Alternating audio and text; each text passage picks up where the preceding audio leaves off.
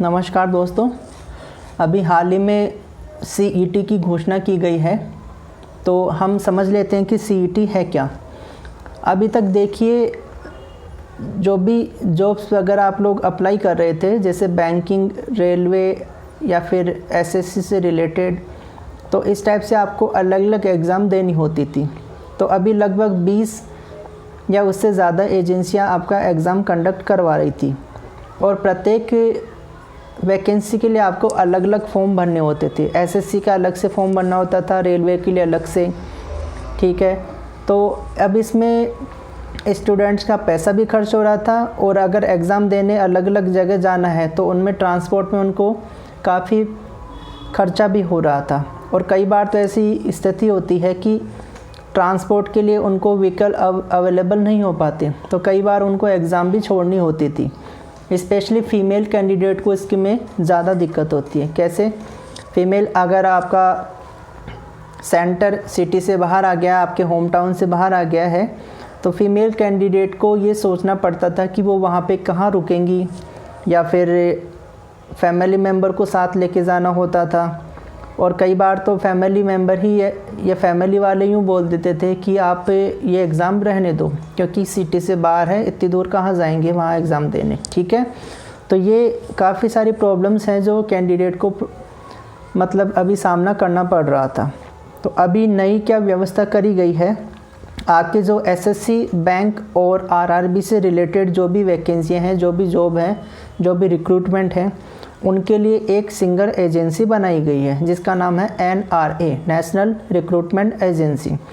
इन तीनों से रिलेटेड जो भी वैकेंसी होगी उनकी एग्ज़ाम NRA के ज़रिए ही कंडक्ट की जाएगी। तो मतलब आपको अगर इन तीनों क्षेत्रों में किसी भी क्षेत्र में जॉब के लिए अप्लाई करना है तो आपको NRA के ज़रिए कंडक्ट होने वाला CET एग्ज़ाम देना होगा, कॉमन एलिजिबिलिटी टेस्ट। अब CET टेस्ट में क्या ख़ास बात है वो हम लोग जान लेते हैं। देखिए, CET जो टेस्ट है वो साल में 2 बार होने वाला है, और ये पूरी तरीके से ऑनलाइन एग्ज़ाम है, ऑनलाइन टेस्ट है।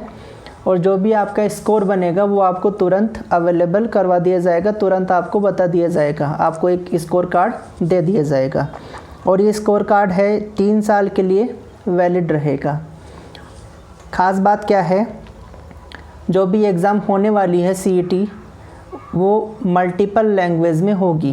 पहले केवल हिंदी और इंग्लिश का ही ऑप्शन होता था, लेकिन अब 12 लैंग्वेज को इसमें सम्मिलित किया गया है। तो मल्टीपल लैंग्वेज आप लोग इसमें ऑप्शन में चूज़ कर सकते हैं, जो इसमें भी आप दक्ष हैं, जो भी भाषा आपको अच्छी लगती है या फिर जिसमें आप पे समर्थ हैं एग्ज़ाम देने के अंदर। तो स्कोर कार्ड जो भी दिया जाएगा वो 3 साल के लिए वैलिड रहेगा। आप अपनी स्कोर कार्ड को इम्प्रूव कर सकते हैं। जैसे आपका पहला CET लगा, उसमें आपके मार्क्स कम आए हैं, तो आप अगली बार दे सकते हैं, उसमें आप अपने मार्क्स को इम्प्रूव कर सकते हैं। और जिस भी CET में आपके सबसे ज़्यादा मार्क्स आए हैं वो वाला CET स्कोर कार्ड आप आगे जॉब के लिए अप्लाई कर सकते हैं।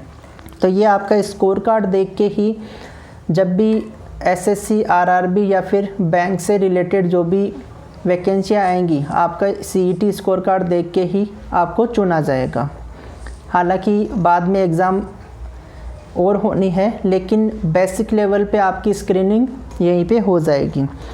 अच्छा, अभी ये जो भी प्रावधान किया गया है कॉमन एग्ज़ाम वाला, वो केवल 3 एजेंसियों के लिए ही किया गया है। अगर आगे ये फ़ायदे वाला रहा तो बाकी की एजेंसियों के लिए भी ये लागू कर दिया जाएगा। मतलब फिर सभी क्षेत्र में जो भी जॉब हैं, वैकेंसियाँ हैं, उनके लिए एक ही एग्ज़ाम रखी जाएगी। अभी इस पे डिस्कस चल रहा है। अभी स्टेट लेवल पे भी गवर्नमेंट ने निर्देश दिए हैं कि आप स्टेट लेवल की जो भी जॉब्स हैं, RRB, बैंकिंग या SSC से रिलेटेड, उसमें इस स्कोर कार्ड को वैलिड करें, और आप ये स्कोर कार्ड देख के कैंडिडेट को अप्लाई करने का मौका दें। तो जो भी नया प्रावधान किया गया है उसमें स्टूडेंट्स को क्या फ़ायदा होने वाला है। एक तो देखो, कॉमन रजिस्ट्रेशन है, मतलब आपको ये नहीं है RRB का अलग से रजिस्ट्रेशन करवाना पड़ेगा, SSC के लिए अलग से आपको फॉर्म भरना पड़ेगा, ऐसा कुछ नहीं है। आपको एक सिंगल कॉमन रजिस्ट्रेशन करवाना है, आपको एक बार फ़ीस देनी है मतलब सिंगल फ़ी हो गया आपका, तो ये एक फ़ायदे वाली चीज़ है। दूसरा क्या है, आपका जो भी एग्ज़ाम सीईटी कंडक्ट किया जाएगा वो आपके होम डिस्ट्रिक्ट में ही कंडक्ट किया जाएगा, तो आपको ट्रांसपोर्ट की कोई दिक्कत नहीं है, आपको दूसरे शहर नहीं जाना पड़ेगा।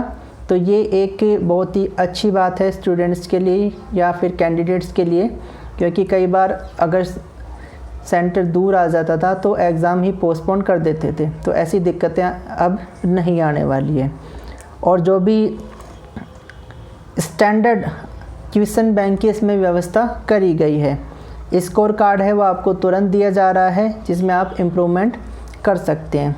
तो अभी के लिए यही बातें निर्देशित की गई हैं, जैसे जैसे इस पे आगे कोई नया डिस्कस या फिर नई रणनीति बनाई जाएगी तो आपको सूचित किया जाएगा इसके बारे में।